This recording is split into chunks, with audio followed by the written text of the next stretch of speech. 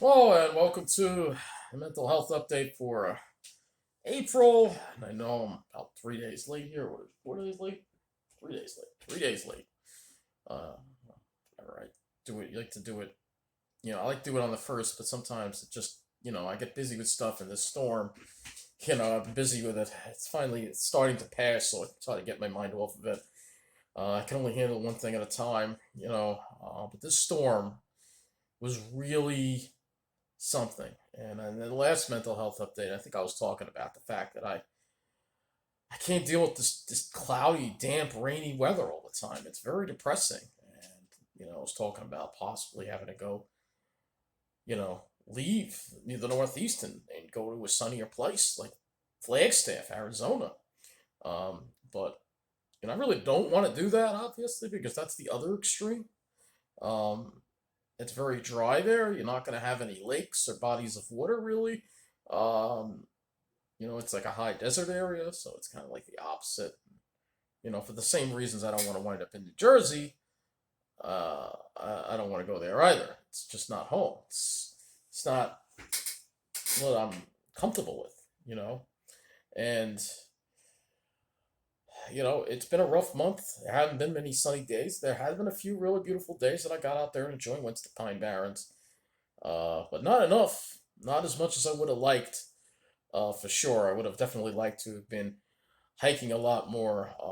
There are a lot of places, especially the winter, because the winter is my main hiking season, and to have so few sunny, dry days this winter, uh, it's just such a rainy winter. Um, it's just incredible. It really is. It's a challenge mentally to deal with. Obviously, when you're dealing with this day after day, cloudy weather, raining all the time, and I mean, yes, good has come out of the rain. We've had our lakes fill up very nicely, um, and that's something I really, lakes were dry back in the fall, and now they're filled back up again. Kettle Hole Lakes in the Pine Barrens, which is, so good does come out of the rain, but those lakes could have also been filled by snowfall, which would have actually been much more normal for winter, and we're getting all this rain instead of snow, uh, and barely any really cold weather at all this whole winter. It had barely any cold weather. In fact, it's been so mild that the trees have already budded. Usually, I don't see buds on the trees until the middle of April, and I started seeing them in mid March, which shows you how warm it's been.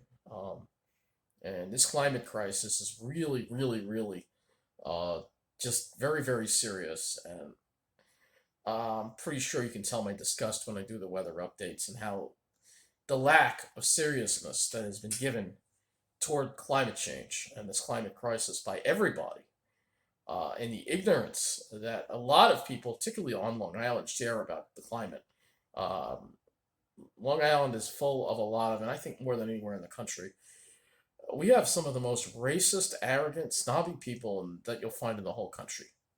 That's what makes it hard to live on Long Island. It's my home, and I don't want to leave. I don't want to be pushed out. But these kind of people are just taking over everything. They're just taking over every single thing, and they're extremely and I mean, just listen to them. I mean, listen to them.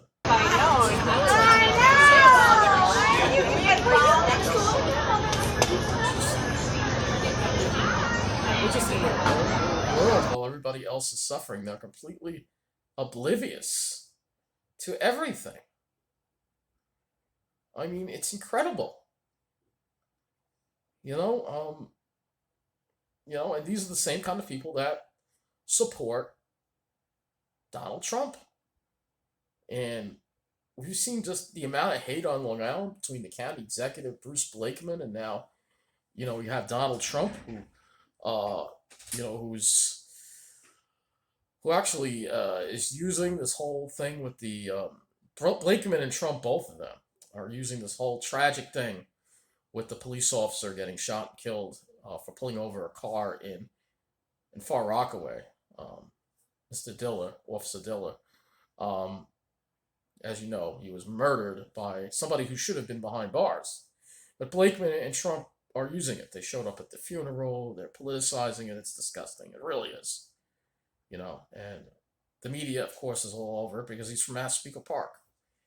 Uh, I don't remember the media giving such attention to the other officer that was shot, I think over 10 years ago from Floral Park, Officer Lopez. I don't remember. I remember them giving a lot of attention, but not this much attention.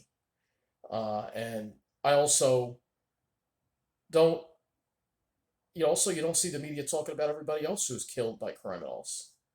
But when it affects a certain demographic or it affects a white person, especially a white person who lives on the South Shore, oh, they're going to be all over it, just because, just because.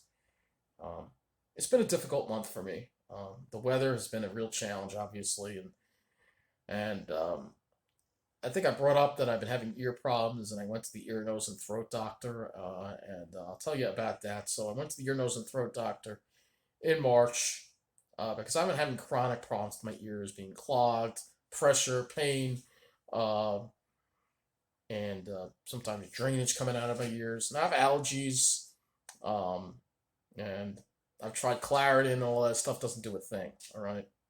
So I saw the ear, nose, and throat doctor, and they had to do a bunch of tests on me. So they had to do, I don't know, I might look a little dark in this video because this phone camera, I got a white background here, so it's making me look dark. So there's nothing I can do about that.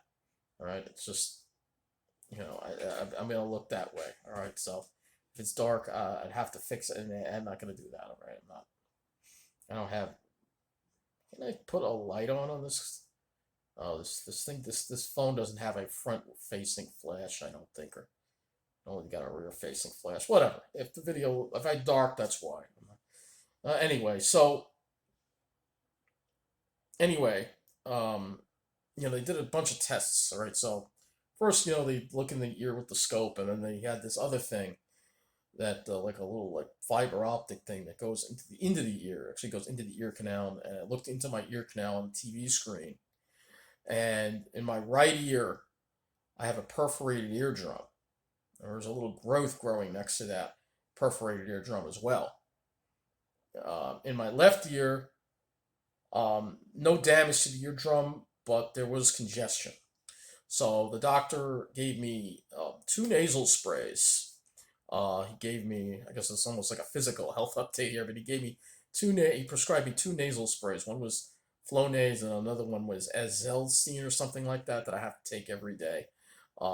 And so far, my symptoms have been minimized. It's helped me a lot. But I had to have a CAT scan of my ears as well, my temporal bone and my ear canal and all that stuff. And as a result of the CAT scan, they said that fortunately, there's no evidence of cholestoma, which is like that growth, whatever. It's just that it's probably there because of the congestion. It's not nothing serious. But what they did notice was that there was inflammation of the middle ear and the eustachian tube, particularly my right ear, and possibly chronic ear infection. So I got a response from the doctor when I had the CAT scan, and he said that he's going to prescribe me now. I've got to take ear drops into my right ear, and I'm going to have to go on antibiotics for a little bit because of possible ear infection. The scientific term is called otitis media.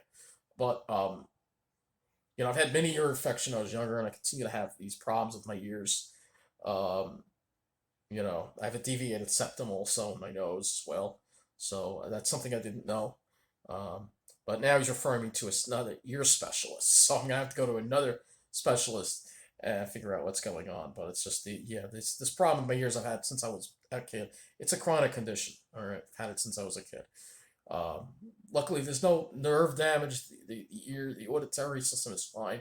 It's just a matter of inflammation and congestion, fluid buildup in the ear. So it's painful, which is why I try to avoid getting colds or anything like that. That's why I continue to wear the mask when I'm in a crowded place. That's why I don't like being in crowded places because I don't want to catch a cold. Because not only is it going to mean, the usual gamut of cold symptoms like sore throat, stuffed up nose, and coughing, but it means a lot of ear pain, and that's not something I want to have to deal with. So I have to protect myself from that at all, at all costs. So that's the latest on the physical front of things. So it's just another sign of things that are going. I spoke to you in another video about it, of things that are just going wrong with me. I think a lot of it has to do with my surroundings, where I live. Obviously, living here is very, very depressing here in Mineola. It's very, there's no life here. It's dead. It's just dead. I mean, it's so depressing. It really is incredibly depressing. All right, you go here during the day, it seems normal enough, but once the sun goes down, it's unusually just dead. And everything is closed. You see homeless around. Now they're sleeping in the overpass. They found a new place to sleep in the overpass by the window between the stairwell and the overpass. Um, so that's yet another thing I got to deal with. On top of them panhandling, and that happens at all hours. It can happen in the middle of the day. Nobody does anything about it. And of course, the smell of weed in the air, which I smell all the time in this town. It's disgusting. All right, I know somebody commented like, "Oh, weed. That's everybody smokes weed. It's not just in the ghetto." Well, it's funny because when I'm on the South Shore, I rarely smell weed. It's funny when I'm in Belmore, I maybe smell it once in a while. Rockville, something once in a while. I don't smell it every damn time I'm there. But in Mineola, you could walk on the streets and you see people smoking weed everywhere. All right, it smells horrible. All right, and you look at the kind of people that are smoking it. These aren't the kind of people you want to be hanging around. They're swagger walking. They look like they're up to no good because they probably are. You have a lot of illegals coming in here. You got a lot of ex-cons, sex offenders in this town. That's what they're doing to the whole middle of the island. And I'm stuck here. It's either that or fight to live with the uppity people who only want to be with their own kind. And this is exactly how they price us out. I was on the train the other day. I was actually speaking with another passenger because she overheard me talking to the conductor about the fare hikes and like saying, well, they shouldn't take it out of the conductors. It's not fair. You know, it's the MTA, it's the board that makes those decisions. And, we got into talking. It's like, you notice that, the middle class is like, is poor. The middle class is, they're not doing well.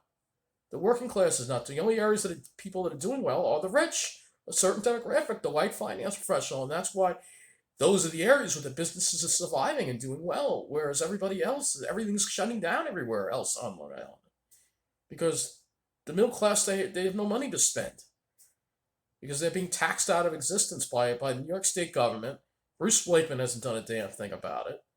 And they're just getting out. They're just selling their homes and going to Florida or going to another state or whatever because they have a crappy quality of life in their community. I mean, imagine you live in Hicksville and you see how your neighborhood is just, especially Hicksville. You see how the neighborhood's just everywhere. It's just illegals everywhere. Illegal apartments, criminals everywhere, really bad quality of life, and that's time to sell. That's how the vicious cycle works. They sell, and then the buyers are often real estate or shell companies that turn those houses into rentals so they can put it's a vicious cycle. They could put more illegals in and more criminals, and then more people see what's going on, and they get the hell out. That's happening all over the middle of the island. All right. It's blockbusting. It's redlining. I've spoken about this. People think, oh, it's illegal to do that. Yeah, it is illegal, but they get away with it because, this is New York. You know, so. But Long Island is my home. I don't want to live anywhere else. So the challenge is that I have to fight to get into the enclaves. And yeah, I mean, it's not like I want to live with a bunch of uppity people, but if that's what it means, so I can be safe and live in a community that's got businesses and life, then that's what I'm going to do. But we all know what I'm up against. We all know that there's tremendous discrimination. They're arrogant. They only want to be with their own kind. Um, and I've got to fight that. I got to fight that ignorance, as well as my agency wasn't wanting to do anything about moving me anyway. Because the people in my agency, they're in cahoots with them too. So they're all in cahoots with them, all each other. So it really stinks. It really does stink. Um, but and then you got Governor Hochul, who's all part of this whole thing. It was very interesting. I was watching a video from the Young Turks about how Hochul and the policies that she's making. Sometimes I almost wonder if she's in there with Trump. She's actually trying to make the Democrats look bad so people vote for Trump. I'm wondering if that's really what's going on. Because, the way she's thinking on crime right now. In this state, we've got a New York State is the only state in the whole country that judges can't calculate dangerousness. Our bail reform laws are ridiculous. No felony should ever be eligible for cashless bail. All right? I believe in leniency. If it's a minor crime, if it's a non-violent crime, it's their first offense. I agree in leniency. But if they're a career criminal who've been arrested many, many, many times, then they should not be getting out on the streets again. And I just watched this on the news today when I was watching WNBC. They interviewed the police commissioner, I think, in New York City. And he was saying, yeah, we're making a lot more arrests in the subway, but the problem is they keep getting out. Instead of keeping them behind bars, they keep getting out time and time again. And these are violent people. They're punching women. There's finally a story. It's finally made the news about that. I'll talk about that in the crime video I'm gonna do. Maybe probably not tonight. Maybe another day. But all this stuff's going on, and it's all designed to, say it with me, drive us out. Because the only people that are going to be safe in Kathy Hochul's New York are those white finance professionals in their suburban enclaves. And maybe some urban enclaves like Park Slope. I mean, take Easter, for instance. Now, Easter, I went on a hike. I actually went on a group hike. And it was a good hike, actually. It was a good hike. And I come back and I obviously go to the South Shore after it. And I notice I'm on the train. There are, of course, a lot of people at the Belmore train station waiting. They're happy. They're, as busy. That I got on the train. It was sort of crowded, actually. And then I took the train the whole way back to Mineola. And, of course, when I get to Mineola, it's dead. There's nobody around. And you have the homeless hanging out. So, that's the contrast you have. That you've got to be, as I keep saying, doesn't mean I like it, but you've got to be with those kind of people, either the white finance professionals or the kids, aka trust fund babies. You got to be with those people if you want to have a good quality life in New York. They're the only people that are going to matter. That's what's going on. Because Wall Street controls this entire state.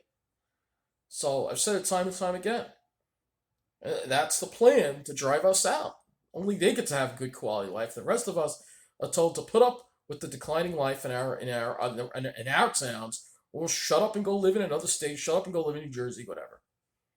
And a lot of people just give up and leave, and a lot ties me down here. And it's because I have family here, and I'm also in social programs. So it's one thing if you're not in a social program, it's much easier to get up and move. It's a lot harder if you're in a social program. You'd have to find another type of housing program. Say if I went to New Jersey, I'd have to work out where I'd have to change, all my doctors, my therapists. It's very disruptive, it's very, very disruptive, and that's very disruptive to one's life, and it's not something I need in my life right now. All right, it really isn't. It really isn't. So, yeah, it's really, really rough. Um, I'm grateful it's not worse, obviously, but I see the changes. It's going to keep getting worse. It's going to keep getting worse. You know. And Monday night, I think last night we had, was it Monday? It was Tuesday night. It was Monday night. Um, we had a little bit of a break in the rain. I think we had a little rain, and then it kind of broke for a little bit, and I had to take the jammed up 4041 bus. It was horrible. Horrible. I mean, I think people were smoking weed on the bus. It smelled like people were smoking weed on the bus. It's just such lawlessness going on. But it's only a certain demographic that's going to matter. When it happens in their community, you're going to hear about it on the news. They're going to be all over it. But when it happens in the rest of the island, middle of the island, especially communities of color, they're not going to care at all one bit. And it's all just designed to drive us out. It's all designed to drive us out, and you got to be with these preppy people if you want to be happy. You know what I mean? I know somebody say go and marry a preppy girl. That's your way out. But I'm not. It's two reasons why I'm not looking in that direction, and that's because Well, A, they're going to want to only be with their own kind when they are looking for a partner in their life. Two, they may look nice physically, but I'm not attracted to what's inside these kind of girls. I mean, look at the way they talk. I mean, it turns me off. All right, I'm going to be honest with you. I like a sweet personality when I'm looking for a woman. I'm not looking for that kind of personality. I like a sweet personality, not like that. All right. So I'm not gonna talk much more. That's pretty much what's going on. Obviously, I'm worried about my health, and the other thing that I'm gonna have to deal with probably in May or June. I'm gonna have a colonoscopy. So because that's recommended at my age, I have to get one. I think every 5 years now. Um, Once you get to your 40s, you got to have colonoscopy every 5 years. So that's the other thing. Yes, I recently turned 48. So uh, I at least the weather was decent. But you know, it's very very rough. It's very unfair what's going on, and you still have a lot of people out there with absolutely terrible attitudes out there. And it's not like I want to live with these people on the South Shore. They're really arrogant and annoying. And then you got to deal with their love affair with Donald Trump, and you see them all the time, especially in Belmore. This is one guy, just he's disgusting, deplorable, deplorable. He's there all the time. And he gets hugs. He wouldn't be there if people didn't support him. I mean, he supports the Confederacy. I mean, these are real racist people, man. I mean, how can you? I mean, Donald Trump is a tyrant. He wants to be a dictator. And I'm going to talk about the election a little bit because, look, I can't stand Joe Biden. Joe Biden is an old, clueless man. He's out of touch, and he's failed on so many things. But it looks like it's going to come down between him and Donald Trump. And there's no way that I'm going to vote for Donald Trump. All right? No way. All right? If you vote for Donald Trump, I guess you want to live in a dictatorship. I guess you want to live in a place like Russia, right? Because that's what Trump wants to be. He wants to be a dictator, right? This has nothing to do. I know you're disgusted with Hochul, but just because you discuss it with Hochul doesn't mean you vote for a lunatic tyrant like Donald Trump. All right. And I've had people comment, "Oh, you gotta see it. You let God guide you to Trump." Really? Really? They think Trump is like a god or something? I mean, this is very distracting. I have friends like this. I have friends like this. What has gotten a hold of people in this country? It's like people have just gone completely crazy, especially here on Long Island, which makes me worry the most about my future on Long Island. Look at the kind of people that have taken over Long Island, or it just seems like they're everywhere. The MAGA people, the Donald Trump lovers, you know, and Moms for Liberty and all of this stuff. You know what I mean? They are so ignorant, so full of hatred and anger, and it's really just disgusting. It really is. You know. So, but it's a home. You can say you can change it. So I guess there's a song. I guess I can kind of tie it in with the song called "You Can't Change That" by Radio or Ray Parker Jr. You may know that song from the '80s. It's like a pretty cool R&B song. And it's like Long Island has changed in so many ways, but yet, even with all of that, I still home, and I still don't really want to live anywhere else. Even though the weather can suck sometimes, even though the corruption can be just absolutely out of control. You have a lot of arrogant, narrow-minded people. Um, you have the discrimination going on, but yet it's still home. That's the thing. You can change all these things, but you can't change that. And I guess that's the way I feel about Long Island. You just can't change that. And that's why I just want to find a better place to live here. You know, uh, I wish it would be on the South Shore. You know, even with all the, because I grew up there. That's home. Even if these arrogant white finance professionals took it over, when I developed into an adult, that's where I lived. When I was a teenager and became a young adult, and that has shaped me, and that's where I'm comfortable.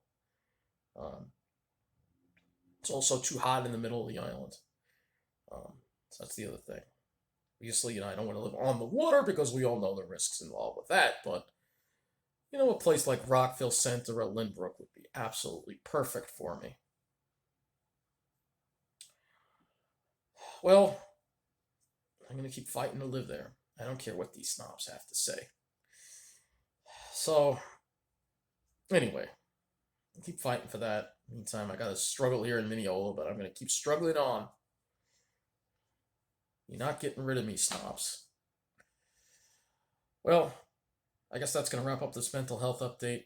I hope you're all well, and hopefully we get some more sunshine and get into all this rain going on, because this rain is just absolutely ridiculous.